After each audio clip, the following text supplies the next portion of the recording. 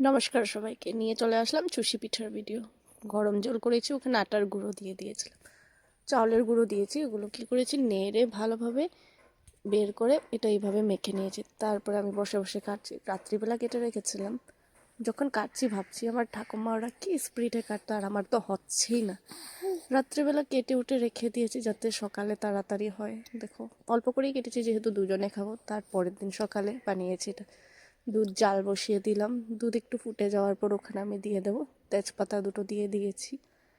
তেজপাতা দেওয়ার পর ওখানে দুধ ফুটে গেলে ওখানে যেগুলো চুষিগুলো কেটে রেখেছিলাম ওগুলো দিয়ে দেবো। চুষি ফুটে আসলে ড্রাই ফ্রুট, চিনি দিয়েছি, কিশমিশ দেওয়ার পর হয়ে যাওয়ার পর ওখানে নারকেলের গুঁড়ো ছিল, ওগুলো দিয়ে দিয়েছি। দেখে বলো তো কেমন হয়েছে, কমেন্ট নিশ্চয়ই জানাবে কেমন হয়েছে।